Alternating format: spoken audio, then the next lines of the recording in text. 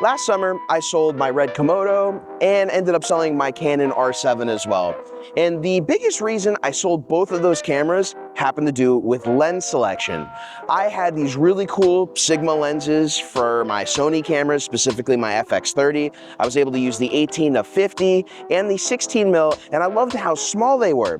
But I just could not get lenses that small on the Red Komodo, Canon R7, really any crop censored RF camera. Now I find it funny that a year later, Sigma finally comes out and announces they are releasing a lot of these lenses for the Canon RF ecosystem. And that means a lot for Canon crop sensor users, for the Red Komodo X users, who have all been shooting on these Super 35 crop sensor cameras. We've been stuck with either using full frame lenses or adapting crop censored lenses that are meant for mostly EF cameras, so we can get a lot of those electronics and have the autofocus work right. The first lens that Sigma's coming out with is the 18-50 2.8. Now that's one of the lenses I use most of the time, as it's small, light, very versatile, and has macro focusing capabilities. So I can't wait to test this thing out on the Komodo. And then they said that a lot of their other lenses, like the 16mm, the 30mm, the 56mm,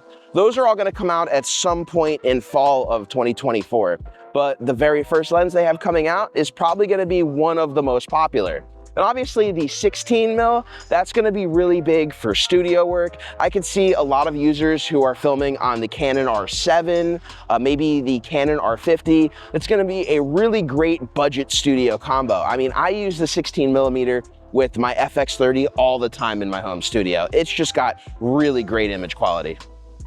When I sold my Komodo and R7 a year ago, that was my biggest gripe. I just couldn't get super small lenses on those cameras, and that really prevented me from using them to their max, especially once I got the FX30 in, and I could just have this really small and compact combo that I could keep in a really small backpack, like this little fanny pack that I bring with me when I'm full biking. I mean, the fact that I could fit an FX30 in there with the Sigma 18-50 and either the 16mm or some of my other small Sony lenses, that was a really big deal for me. I've already had some videos, if you haven't seen on the channel, that talk about using the Red Komodo in super small setups.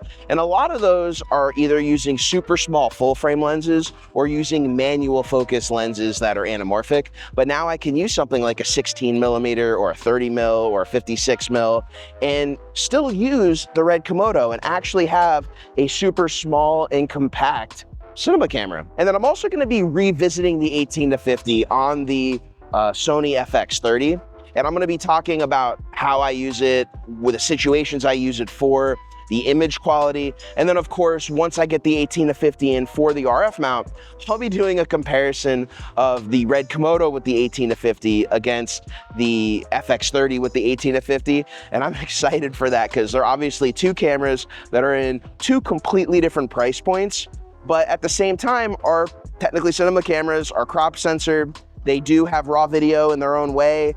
They have a lot of cool features for different filmmakers, content creators, videographers. As you can probably tell, I am really excited that these lenses are finally coming out because it's really gonna bring in new life not only to my Red Komodo, but my Canon R50 that I haven't been using as much as I wanted to. So make sure to hit that like, subscribe, and notification bell to keep up to date with the latest videos so you can see when these review videos do come out. And until next time, thank you for joining me. My name's Fagien, and I will catch you in the next video. See ya.